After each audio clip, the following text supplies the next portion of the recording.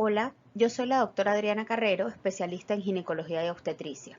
Y hoy les voy a hablar sobre las infecciones vaginales, qué organismos la producen, cuál es su fisiopatología y cuál es el tratamiento adecuado para cada una de ellas.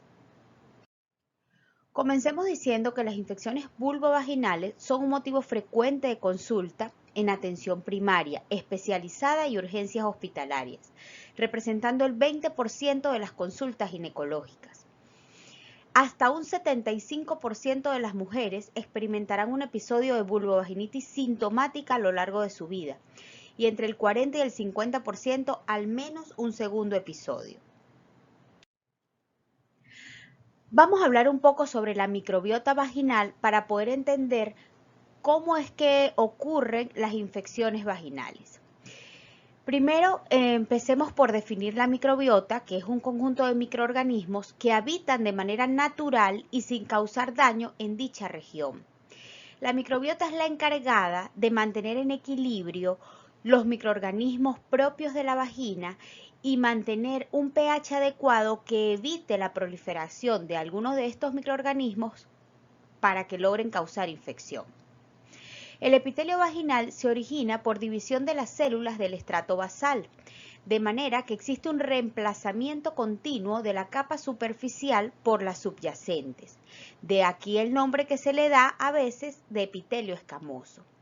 Las capas más profundas de células comienzan a madurar y comienzan a ascender hasta llegar a la superficie epitelial y estas células se descaman y son reemplazadas por las células que están en constante maduración. Estas células que descaman son las que en el momento de realizar la muestra para citología son las que se toman y se extienden en la lámina y son las observadas por los patólogos durante el análisis de esta. Hablemos entonces de las funciones de la microbiota vaginal. Primero, compiten con los hongos por los nutrientes disponibles. Bloquean receptores epiteliales para hongos mediante un sistema de coagregación. La más importante de sus funciones es que generan sustancias como el peróxido de hidrógeno, lactacinas y acidolinas capaces de metabolizar la glucosa a ácido láctico, favoreciendo así el mantenimiento de un pH vaginal en rangos de acidez entre 3.5 y 4.5. Adicional a esto, potencian la respuesta inmune mediante la secreción de interleuquina 8 y de interleuquina 10, las cuales son cruciales para el aclaramiento de la vaginitis. Digamos que esta función de mantener la acidez vaginal es crucial para evitar la aparición de infecciones, ya que muchas de estas infecciones vaginales son causadas por gérmenes propios de la vagina, que en el momento que se rompe el equilibrio de acidez y de el equilibrio que existe entre los componentes que habitan en la vagina, estos microorganismos son capaces de proliferar y causar todo este tipo de infecciones de las que vamos a hablar posteriormente. Entonces, debemos conocer que la vagina normalmente tiene que mantener un estado de acidez con un pH entre 3.5 y 4.5 que da las condiciones naturales para que estos microorganismos que la habitan estén en perfecto balance. Si por algún motivo el ambiente natural de la vagina cambia, el nivel normal de acidez cambia y este balance se pierde, dando pie a la aparición de infecciones que pueden ser debidas a diferentes microorganismos que son gérmenes habituales o saprófitos de la vagina, como lo son la Candida albicans, que es un hongo, la Gardnerella vaginalis, una bacteria, y la tricomona, que es un protozoo, que hasta hace poco se conocía como solo una infección o una enfermedad de transmisión sexual. Ya se sabe que no lo es, digamos que no es exclusiva su transmisión y que también se ha encontrado como germen habitual de la vagina. Vamos a hablar entonces en forma más detallada de cada uno de estos gérmenes y comencemos hablando de la vaginosis bacteriana. La vaginosis es un proceso polimicrobiano que implica la pérdida de los lactobacilos normales, ya lo habíamos dicho antes, un aumento de bacterias anaeróbicas como la Gardnerella vaginalis, los bacteroides, los peptococos y un cambio en la composición química de las secreciones vaginales. Para entender la fisiopatología de esta infección debemos recordar lo que hablamos previamente de la microbiota. Recuerden que hablamos de los bacilos de Döderlein que se encuentran en la vagina. Con el aumento de los estrógenos, esto supone un incremento en la producción de glucosa por el epitelio, lo que constituye el substrato para que los bacilos de Döderlein, denominado por eso lactobacilos, generen ácido láctico y me reduzcan el pH, condicionando o haciendo el pH vaginal un pH ácido constantemente. Esto inhibe el crecimiento y desarrollo de bacterias catalasa negativas. Cuando este equilibrio se rompe, hay una mayor producción de poliaminas, generando un aumento en el metabolismo de anaerobios, elevando así el pH y volviéndolo más alcalino, y esto favorece la aparición de la infección. Fíjense que todo es un círculo que debería estar en constante armonía, pero en el momento en que uno de los pasos o de los escalones de este círculo se rompe, se altera completamente la cascada de funcionamiento y comienzan a aparecer las infecciones. Para poder hacer el diagnóstico de vaginosis bacteriana, no tenemos que esperar la confirmación del patólogo una vez que salga el reporte citológico. Nos podemos orientar a través de las manifestaciones clínicas que son bastante floridas y que la paciente va a llegar a la consulta refiriendo que esto pues está alterando su calidad de vida. Una de las principales manifestaciones es un flujo vaginal homogéneo, blanco o grisáceo, y lo característico de este flujo es su olor. Es un flujo maloliente que huele a pescado. Así lo va a referir la paciente. Tengo un olor a pescado descompuesto. Esta clínica generalmente no viene acompañada de prurito vaginal, que nos ayuda a diferenciar de otro tipo de infecciones de las que vamos a hablar posteriormente. El ardor vaginal es el signo más marcado que se presenta en este tipo de infecciones, sobre todo después de las relaciones sexuales. ¿Esto por qué? Porque la unión de las secreciones vaginales junto con el semen hacen que se produzcan sustancias que generen ardor, una sensación quemante a nivel de la vagina, y es una de las cosas que manifiestan las pacientes cuando tienen este tipo de infección. Entonces, conociendo las manifestaciones clínicas, podemos llegar a un adecuado diagnóstico. Como toda enfermedad, lo principal es realizar un adecuado examen físico. Y para esto nos podemos dejar guiar por los criterios clínicos de Amsel, que nos dice que al examen físico vamos a encontrar una secreción homogénea perlada con mal olor, paredes vaginales sin inflamación, presencia de secreción homogénea que puede estar adherida a las paredes vaginales, pero no es una secreción gruesa, es una secreción más acuosa, un pH vaginal mayor a 4.5 y se realiza o se puede realizar la prueba rápida de KOH al 10%, que consiste en agregar unas gotas de KOH a un portaobjeto donde previamente se colocó secreción vaginal, y al entrar en contacto estas gotas con la secreción inmediatamente van a desprender un olor a pescado descompuesto, y así podemos decir que la prueba de KOH es positiva. Al microscopio vamos a encontrar la presencia de células clave o clue cells que se encuentran en más del 20% de las células encontradas. En cuanto a las opciones de tratamiento, es importante saber que se debe combinar el tratamiento oral con el tratamiento tópico. Y es muy importante recordar que se deben tratar a ambos miembros de la pareja. ¿Por qué esto? Porque si no formaremos un círculo vicioso donde nunca acabaremos con la infección. Ya dijimos que esto es un germen propio de la vagina, que no es una enfermedad de transmisión sexual, pero una vez que se tiene vida sexual, si la paciente presenta la infección, la va a transmitir a su pareja y este, pues por supuesto, va a ser portador de la enfermedad. En la mayoría de los casos, los hombres cursan asintomáticos, pero se forma un círculo vicioso que nunca va a acabar porque en el momento que la paciente sea tratada, mejora su clínica, cuando vuelve a tener vida sexual, vuelve a adquirir la enfermedad y así se formará un círculo que no se terminará hasta el momento en que se trate en forma correcta a su pareja.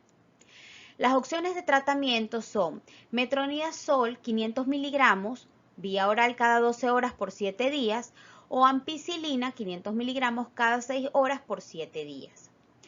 En forma tópica podemos utilizar metronidazol en óvulos 2 veces al día por 5 días u orden diaria por 10 días. Es importante recomendar a la paciente que el uso de los óvulos y las cremas vaginales deben hacerse durante la noche, una vez que se culmina con todas las labores diarias, ya que así evitamos que una vez que se coloque el óvulo y la paciente se pare a hacer cualquier labor cotidiana, este se pierda porque va a ser expulsado por la vagina, pues. También se puede utilizar clindamicina en óvulos 100 miligramos por 7 días. Como alternativas en caso de alergia a los medicamentos anteriores, se puede utilizar tetraciclina 250-500 miligramos cada 12 horas por 7 días o clindamicina 300 a 450 miligramos cada 6 horas por 7 días. Pasemos ahora a hablar sobre la vaginitis micótica. Esta es una infección vaginal causada por hongos localizados en el aire o como huéspedes frecuentes en vagina, recto y boca. El 75% de las mujeres experimentan un episodio o más durante su vida.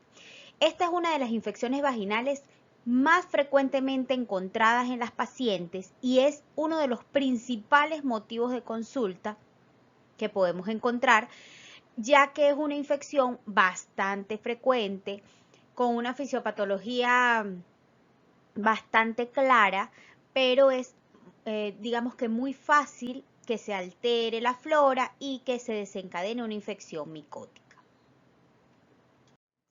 Para entender la fisiopatología de esta infección tenemos que recordar que cualquier agente interno o externo que me altere la armonía de la microbiota vaginal puede desencadenar la aparición de candidiasis. Tenemos así que agentes como el estrés, el uso de antibióticos o el embarazo puede desencadenar la aparición de esta infección, ya que va a producir un desequilibrio de la microbiota normal. Enfermedades como la diabetes o enfermedades inmunosupresoras definitivamente me van a alterar la microbiota y condicionan la aparición de candidiasis. Por eso es recomendable realizar test de sobrecarga de glucosa a toda mujer con vaginitis micótica recurrente. Algunos agentes como los ambientes cálidos y húmedos y el uso de algunos medicamentos tipo anticonceptivos orales también me pueden alterar el buen funcionamiento de la microbiota y terminar en el desarrollo de una candidiasis. En el caso de los anticonceptivos, porque me va a elevar los niveles estrogénicos y esto puede condicionar una alteración de la misma. Dentro de las manifestaciones clínicas de la vaginitis micótica tenemos uno de los principales síntomas que son la quemazón y prurito vaginal intenso. Esto es lo principal que va a manifestar la paciente. Tengo prurito o picazón que es desesperante. Eso me lo va a diferenciar de otro tipo de infección, como ya vimos en el caso de la vaginosis por Gardnerella y como vamos a ver posteriormente con otras infecciones.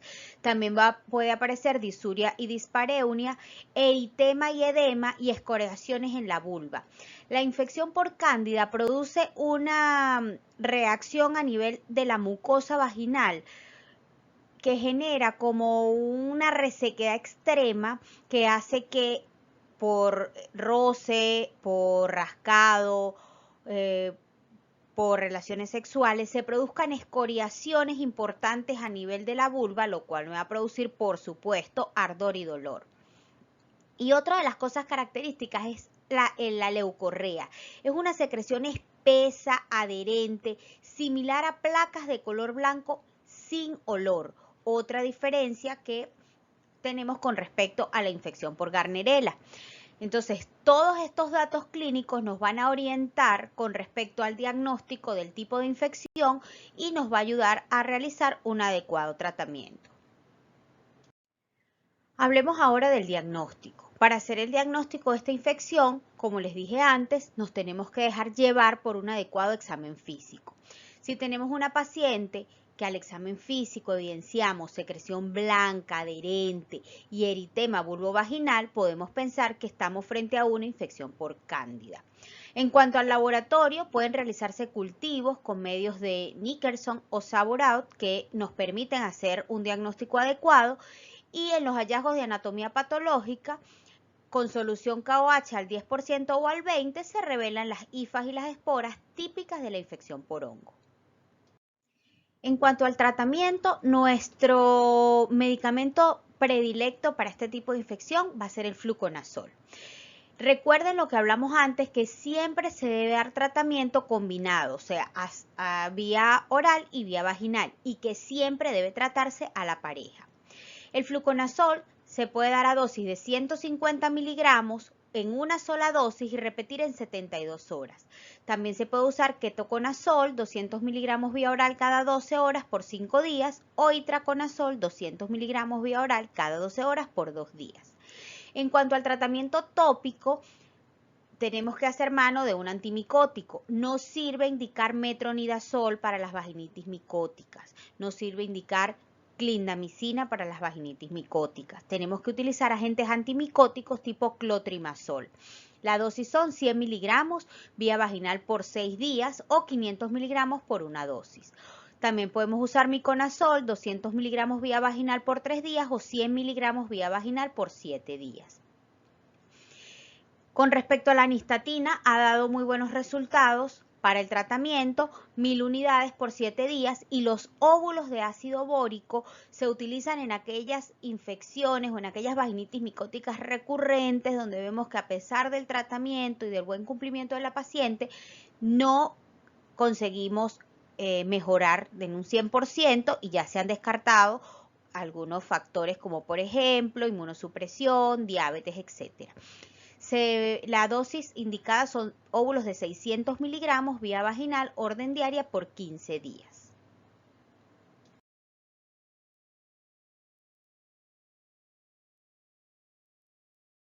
La tricomoniasis vaginal es una infección de transmisión sexual causada por el protozoo flagelado anaeróbico Trichomonas vaginalis.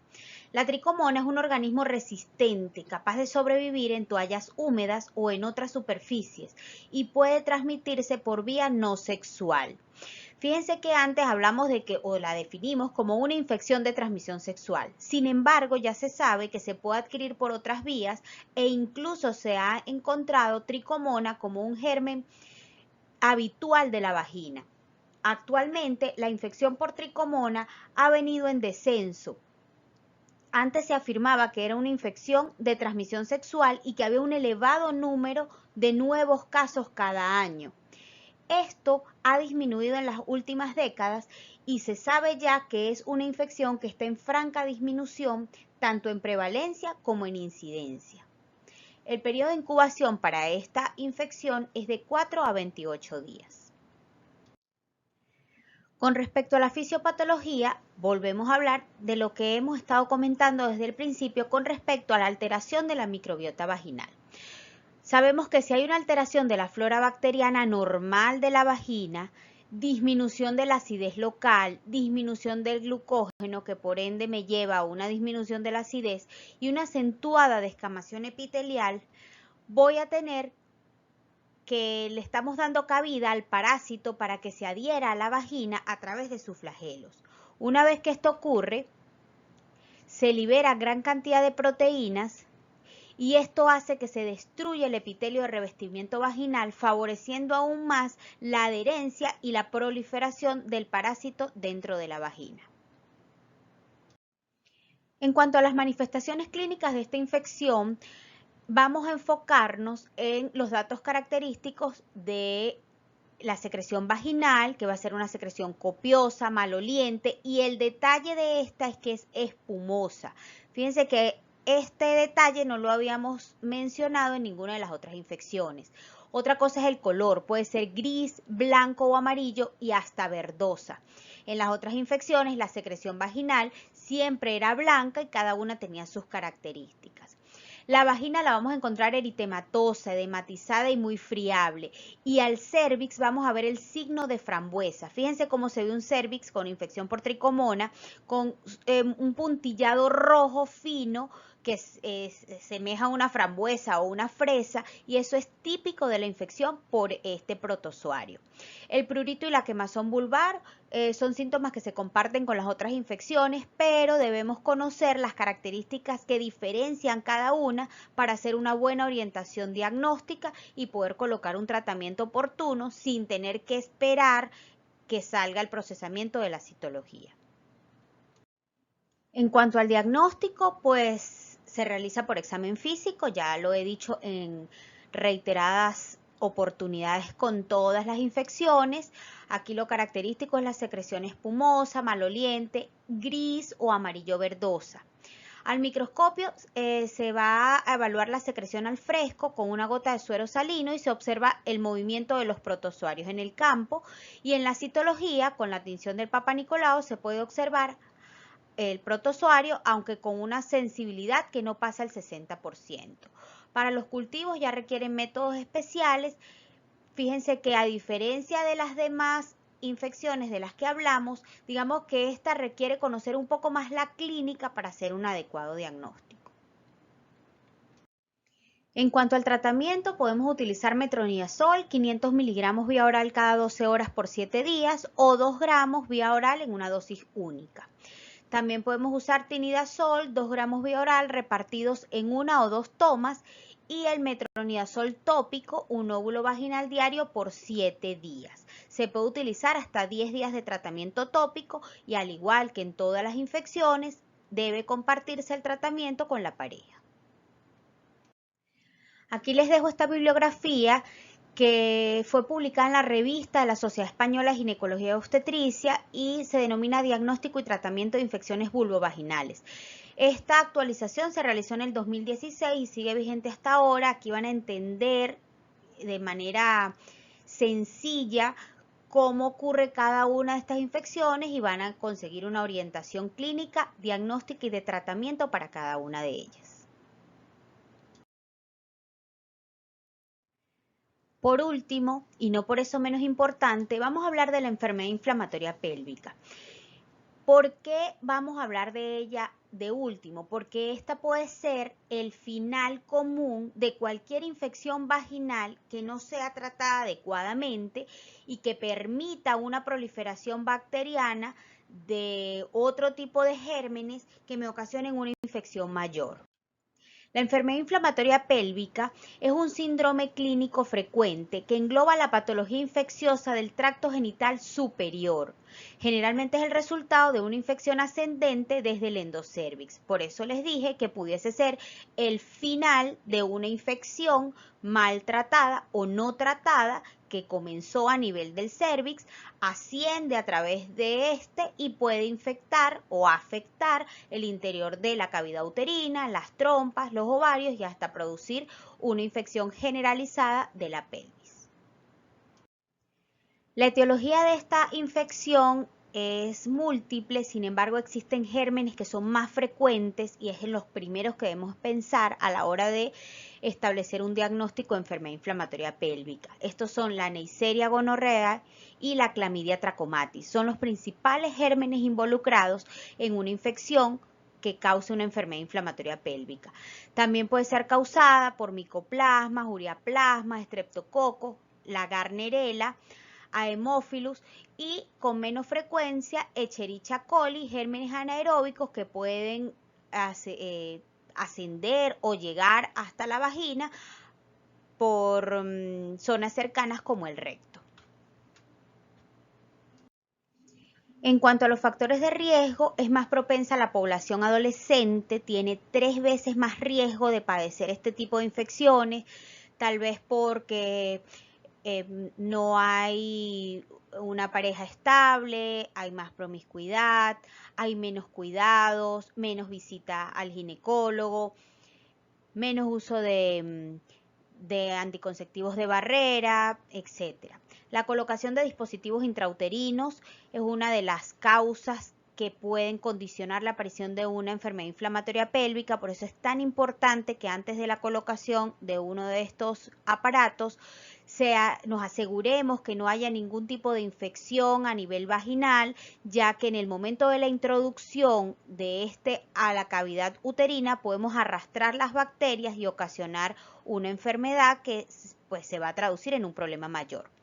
Y todos los procedimientos endouterinos, los legrados, las tomas de biopsia, las esteroscopias, etcétera, deben hacerse con sumo cuidado, el material debe estar estéril y debemos asegurarnos de no tener una infección vaginal porque todos los gérmenes que se encuentren a nivel de la vagina pueden ser arrastrados al interior de la cavidad y pues terminar en una infección como la que estamos hablando.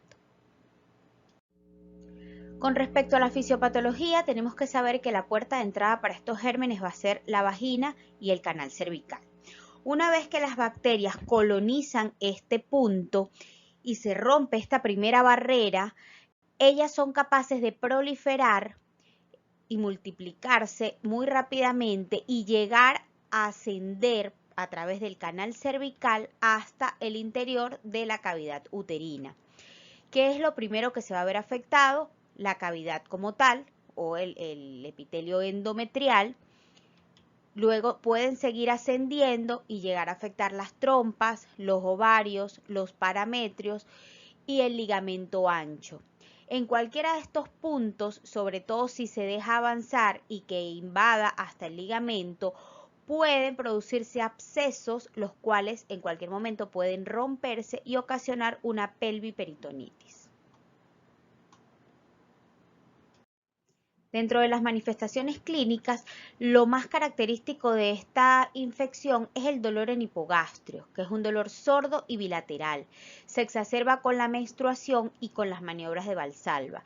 Todo aquello que logre aumentarme la presión intraabdominal, que se traduzca, por supuesto, en un aumento de presión intrapélvico, me va a generar dolor. Por ejemplo, toser, estornudar, levantar peso, etc. Por supuesto que va a existir dispareunia o dolor con las relaciones sexuales, disuria, dolor al orinar, puede existir sangrado genital anormal cuando hay una inflamación importante a nivel endometrial, náuseas y vómitos que se ven una vez que ya empieza a haber toque sistémico, dolor a la movilización uterina y anexial. Durante el examen físico es muy característico que cuando se realiza el tacto bimanual y se hace una movilización del cérvix, la paciente se queje de un dolor importante o un dolor tipo punzante que ocurre solo con la movilización y que una vez que se culmina el tacto o se deja de mover el cérvix, este dolor desaparece.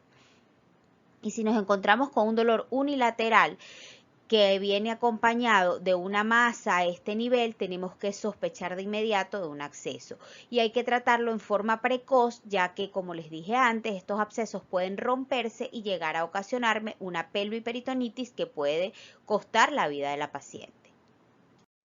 Entonces, para llegar a un diagnóstico de esta patología, debemos contar o conocer los criterios de Sweet, que son los que nos van a orientar respecto a si se trata de una enfermedad inflamatoria pélvica o estamos en presencia de otro tipo de patologías. Estos se dividen en criterios mayores y menores y para hacer un diagnóstico debemos tener todos los criterios mayores y al menos uno menor para decir que una paciente está diagnosticada con enfermedad inflamatoria pélvica. Los criterios mayores son historia o presencia de dolor en hipogastrio o en abdomen inferior, generalmente a la palpación, dolor a la movilización del cérvix durante la exploración clínica y dolor a la palpación de anexos también a la exploración clínica. Como ven, no hay que retrasar el diagnóstico, pues los criterios que realmente me marcan la pauta para poder establecer el diagnóstico de esta patología solo se hacen con un adecuado examen físico. Luego podemos tener o podemos buscar criterios menores, como por ejemplo temperatura de 38 grados centígrados o más, material purulento identificado por culdocentesis o laparoscopia, leucocitosis mayor a 10.500, masa al examen físico o por ultrasonido, cultivo de exudado intracervical positivo para diplococo, neisseria u otra bacteria y velocidad de eritrosedimentación elevada. Ya, como ven, estos son criterios donde necesitamos algún tipo de paraclínica o algún tipo de examen adicional para establecer el diagnóstico. Pero los criterios mayores, que son los que marcan la pauta a la hora de establecer un diagnóstico correcto, solamente se obtienen a través de una buena exploración física. Esta patología tiene una clasificación que me la va a dividir de acuerdo a la gravedad de la enfermedad. Así tenemos que la grado 1 es la enfermedad no complicada, sin masas ni signos de irritación del peritoneo. Digamos que es el grado ideal en el que deberían llegar las pacientes a la consulta y en el grado en el que se debería realizar el diagnóstico para evitar complicaciones mayores. La grado 2 ya es una enfermedad complicada, ya sea por una masa o abscesos que involucren ovarios y trompas uterinas y tiene agregados signos de irritación peritoneal. Y en la grado 3, que es la más grave, pues ya se encuentra diseminada estructuras fuera de la pelvis y con respuesta sistémica. Como verán, como les dije anteriormente, con una adecuada exploración física se puede hacer un diagnóstico de esta enfermedad en un grado 1 sin necesidad de tener que llegar a un grado más avanzado que comprometa la vida de la paciente. Dentro de las complicaciones que podemos tener con este tipo de enfermedades, vamos a encontrar la esterilidad. Si hay una afectación importante a nivel de trompas y ovarios, se pueden producir adherencias, estrechez de la luz tubárica que impidan el transporte o el traslado del óvulo y el espermatozoide para lograr una adecuada fecundación y por ende pues vamos a tener como consecuencias esterilidad. Embarazo ectópico, ya que como les dije antes, si existen inflamaciones o adherencias o estrechez de la luz, el transporte de este huevo fecundado se va a ver dificultado y su implantación puede ser atípica, generando un embarazo ectópico que termine, por supuesto, en una cirugía. Dolor pélvico crónico, ya que se crean importantes síndromes adherenciales que generan o que terminan en un dolor pélvico de difícil manejo, que en la mayoría de los casos terminan en laparoscopias diagnósticas para lograr hacer algún tipo de resolución de este. El síndrome de Fitzhugh-Curtis, que es un síndrome que se caracteriza por una periapendicitis con perihepatitis con peritonitis. Esto ya es, digamos que en enfermedad grado 3, que por supuesto está avanzada y ya se produjeron los abscesos y estos se rompieron y terminó en una peritonitis que pues si no se actúa a tiempo y con adecuada asistencia y buena habilidad por parte del cirujano, puede traducirse en la muerte de la paciente. Vamos a hablar entonces del tratamiento para este tipo de enfermedades. De acuerdo al grado en que se haga el diagnóstico, podemos tener tratamiento endovenoso o tratamiento oral. En cuanto al tratamiento endovenoso de elección, se prefiere el uso de ceftriaxona, 2 gramos endovenoso cada 24 horas, o cefoxitin, 2 gramos cada 6, cefotetán, 2 gramos cada 12, doxiciclina es uno de los medicamentos de elección en este tipo de patologías, 100 miligramos cada 12 horas, vía oral o endovenoso. Y una vez que se culminan los 2 o 3 días de tratamiento endovenoso, se debe de seguir con doxiciclina 100 miligramos cada 12 horas más metronidazol 500 cada 12 horas hasta completar los 14 días. Otra opción de tratamiento es el uso de clindamicina 900 miligramos cada 8 horas más gentamicina 2 miligramos por kilo, sería una dosis de carga, y luego 1 miligramo por kilo cada 8 horas.